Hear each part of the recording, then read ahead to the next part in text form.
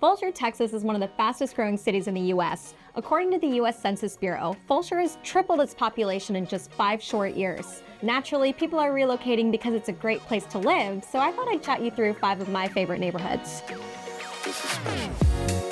Hi, I'm Carolyn Bauerschlag, a local real estate agent right here in Fulshear, Texas, helping people just like you relocate from all over the country right to our great city.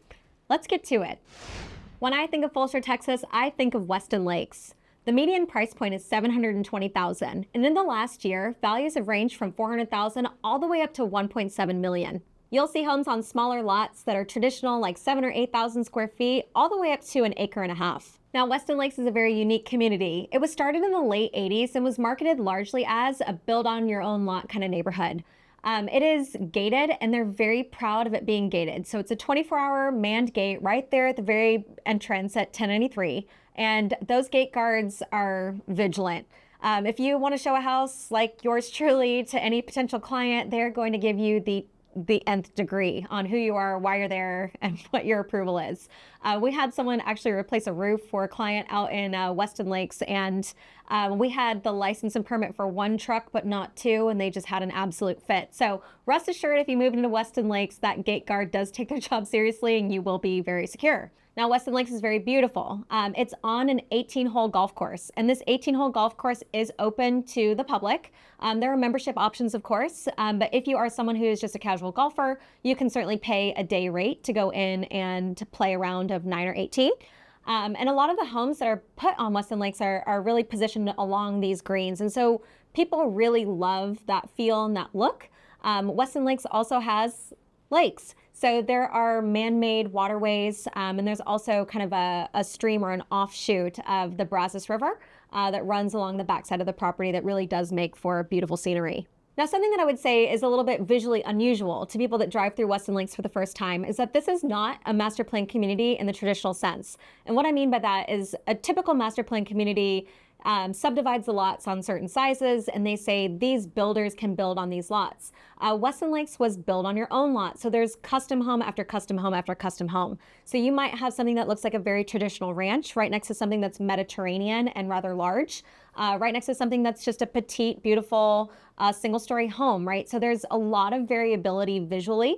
And if that's not your jam, maybe Weston Lakes isn't for you. But if what you value is kind of wide open spaces, gated community, golf course, low cost of living, this is a fabulous community. When I say low cost of living, what I'm referring to largely are the property taxes. There are 2 municipal utility districts within Weston Lakes. One of them is a lower tax rate than the other. But the tax rates are either going to be about 1.65% or 2% before your homestead exemptions. That's unheard of low, right? So if you're looking to manage a property tax bill, yes, the property values are elevated, but you're not paying like 2.8 or 3% in property taxes. Now, all of these amenities do come at a price, and Weston Lakes is unique in that they have something that they're not calling an HOA, but a social club, in addition to the HOA. So whenever you buy into the neighborhood, you are responsible for mandatory participation in a social club. That's going to cost you about $2,000 in initiation fees. And then as a resident, you're going to pay monthly about $100 a month to be a part of the social club. Now, the social club does not get you access to the golf course, right? Like, you're not paying a green fee with this $100 a month fee. It's simply a fee to be a part of the social club of Weston Lakes that puts on events for the residents, maintains the grounds, kind of keeps the community rocking and rolling. The HOA dues for this community are about $1,300 for the year, so they're not egregiously high, but when you combine them with the social club dues, I would say they are a little bit more significant. The next neighborhood I think of when I think of Fulshear, Texas is Cross Creek Ranch. Cross Creek Ranch was started in 2008 by Johnson Development, and it is a full-blown master plan community. So this one is about 6,000 homes, and it splits the difference between Lamar Consolidated ISD and Katy ISD. Right, so this is your master plan community full of like resort-style pools, walking trails, pocket parks for the kids, a high school, a junior high, a elementary school on the Katy ISD side embedded in the neighborhood, an elementary for Lamar Consolidated, walkable from your house to the school, right? So very much thought out for the family unit. Now, something that's a little bit interesting about Cross Creek Ranch is that the homes do appreciate according to the school district that they're located in. In the last 12 months, the median price on a home in the Katy ISD side was $662,000, which is huge, right? And we see the pace of sales go a little bit faster on the Katy ISD side relative to Lamar Consolidated. Now, the value or range that people were willing to pay for a home on the Katy ISD side went anywhere from about $400,000 all the way up to $1.65 million in the last 12 months. So huge range, a little something for mostly everyone. Now, the Lamar Consolidated side was noticeably more affordable. The median price point was $548,000, and the range went anywhere from about $290,000 all the way up to $1.4 million. So a little bit easier to get your foot in the door. On the Lamar Consolidated side, you'll see lower prices due to the Bonterra community being a part of that section, which is your 55 and up. So there's lots of 2-bed, 2-bath homes that are available to people who are managing a budget. And there's also more of the townhomes on that side. So you'll see some really beautiful 3-story, 3-bed townhomes that kind of start in that $290,000 space and go up to the mid-3s. So I would say there are more affordable options to get your foot in the actual door in Cross Creek Ranch on that side. Now, Cross Creek Ranch, more so than other master plan communities in the Katy area, did more, I think, to build around nature. So you will see mature trees in the area. There are large waterways. They tried to really be mindful of having like catch and release ponds. You'll see like what they call tall grass zones to kind of give you the feel of like the grassland still being a part of Fulshear. People that are moving from Cinco to Fulshear will say things like, did somebody forget to mow the grass? But it really is intentional to kind of give you that grassland feel. Now, the property tax rate in these areas still is very significant. The tax rate racks in right around 2.7% before exemption, which is significantly higher than what I just mentioned at Weston Lakes. So if you are buying a home that's going to be $600,000, $700,000, $800,000, be mindful of the fact that you're closer to really 3% than you are to 2% on what your property tax burden is going to be every single year. Now, HOA dues when you move into Cross Creek Ranch are significant. I don't really love this, and most people know that the HOA dues are kind of a thorn in most people's side, right? So Johnson Development set it up so that you have to pay a capitalization fee, a foundation fee, transfer fee, and then prorated HOA dues whenever you move into this neighborhood. And the truth is that when you try to pin somebody down and say, what's the difference between the capitalization and the foundation fee? Nobody knows. But just to kind of put pen to paper on that, you're talking about $1,500 for the capitalization fee. You're talking about 0.25% of whatever your home value is in the foundation fee. Then you're talking about probably $375 to $500 in transfer fees and document prep and all that stuff. And then whatever the prorated HOA dues are for that year. So quite literally thousands of dollars are due at closing as it pertains to the HOA. Now, going forward, your responsibility is going to be that $1,500 annually, unless you live in the gated section, in which case it will be higher, but it's just something to put in your back pocket. All in all, I would say people moved to Cross Creek Ranch specifically for the amenities and because they love the walkability to the schools. Another obvious and wonderful neighborhood I think of when I think of Fulshear is Fulbrook on Fulshear Creek. Fulbrook on Fulshear Creek is kind of the sister or the cousin to Cross Creek Ranch. And in general, Fulbrook on Fulshear Creek is less expensive.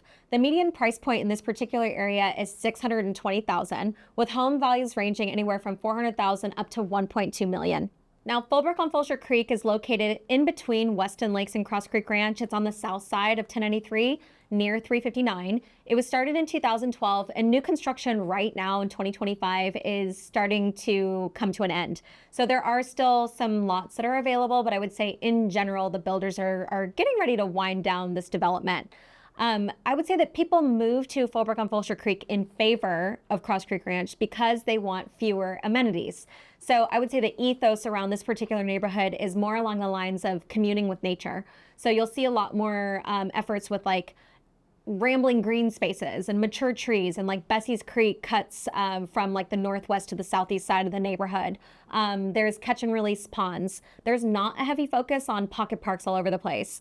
There's a like resort style pool, but then also like a competitive pool, but they're not overly large. The idea was to focus less on amenities and more around just being joyful in the green spaces. So like section by section, when you look at these homes, I think an effort was made to have these homes back to green belts so that when you open your back door, what you see is nature behind you and not necessarily someone else's house or some other development. Now, Fulbrook on Fulshear Creek is substantially smaller than Cross Creek Ranch. At completion, it's going to be about 1,100 homes. So it's about 20% the size of Cross Creek. So if you value something that's a little bit more of a closer knit community, I would say this is a great option for you. The tax rates are also marginally lower. At 2025, the tax rate's looking right at about 2.65% without exemption, so just a smidge lower than Cross Creek Ranch. Something to note, though, is that the HOA fees are dramatically lower than Cross Creek Ranch. They only charge a capitalization fee of $600 on the way in. You'll pay a transfer fee and then whatever your prorated HOA dues are. HOA dues right now are racking in at about $1,200. So on an annual and ongoing basis, taxes and HOA dues and the overall cost of your home are lower than in Cross Creek. Now, if you're a first-time home buyer watching this video, I promise there's an option available to you here in Fulshear. Polo Ranch is one of my favorite neighborhoods, and it has a median price point of $320,000. Over the last 12 months, home values ranged anywhere from $245,000 up to $525,000. This neighborhood was built by Century Communities over 2019 to 2022, so it's all relatively new, and I wouldn't say it's overly large. Now, Polo Ranch did a great job, I think, of setting the neighborhood back from 1093, so that when you drive into it, you can see all of the mature trees, you can see all of the wide open green spaces, and you still do have that feeling of being inside of a little pocket neighborhood amongst the beauty of nature. What I love about Polo Ranch is that the recurring dues associated with the HOA are affordable. They're only $740 for the year. Now the tax rate is a little bit higher. It's one of our highest actually at 2.89% in 2025. So on a $350,000 house, I would say it's not crazy for you to expect a $10,000 tax bill. But with time, that 2.89% tax rate should come down. And the last neighborhood that I think of when I think of Fulshear is probably the crown jewel called Fulbrook. Now, Fulbrook has a median price point of $1.5 million. Fulbrook, I would say, is considered one of the finest estate communities on the west side of Houston. The developer, when they bought this land, really took time to make sure that they subdivided these lots on nothing smaller than an acre. And I would say the vast majority are on lots that are an acre to an acre and a half. But there are properties that are 2 and 3 acres large. So a huge amount of the value that's tied up in these properties is in the land itself. So if what you're looking for really is wide open spaces between you and your neighbor, you do actually have some elbow room where you don't have to look at someone directly when you drive into your driveway. But like I said, this does come at a cost, right? So your minimum buy-in price is going to be $750,000, which is hugely significant. Another thing to think about in Fulbrook is that you are on a well and septic system. So when you have properties that are on an acre, it's very rare to find that you're going to have like a utility company that's run water lines and sewage lines throughout the entire community because it's just not efficient for them. So instead, the well and septic becomes a responsibility of the homeowner. That being said, because you're not paying for your municipal utility district taxes, your tax rate is significantly lower at about 1.68%. Not bad. Now, this neighborhood is kind of split between, I would say, 2 major sections. The first is going to be a section closer to the front at 1093, and these are properties that are on acre lots, and all of these homes were built by David Weekley, and I think they're quite lovely.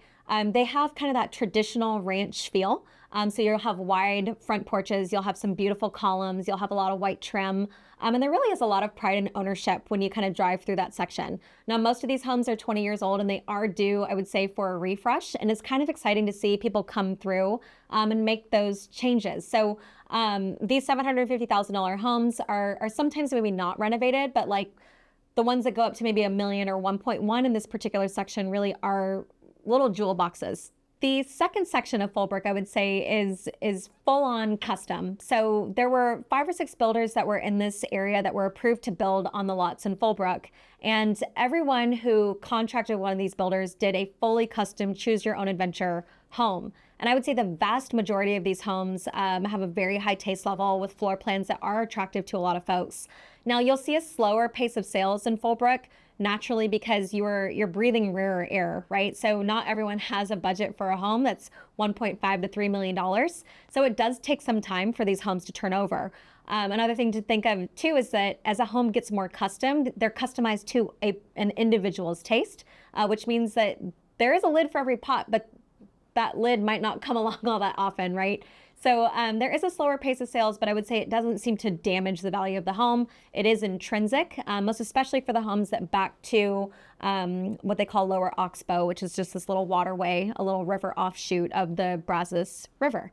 The HOA dues in Fulbrook are pretty reasonable. They are about $14.80 for the year, which is not wildly expensive, but it's not nothing. What you're paying for there is just the use of the community spaces. They've got picnic tables, they've got parks, they've got catch and release ponds that are fully stocked. They've got waterways where you could launch a boat, but very intentionally, you're not going to see playgrounds, community pools, or any kind of like visually obstructive thing. Now, all of these neighborhoods are places that I've had the pleasure of helping buyers and sellers call home. If you're thinking about relocating to the Fulshear area, I would love to be your realtor. And if you found value in this particular video, click the link below and subscribe. We put content like this out every single week. See you soon.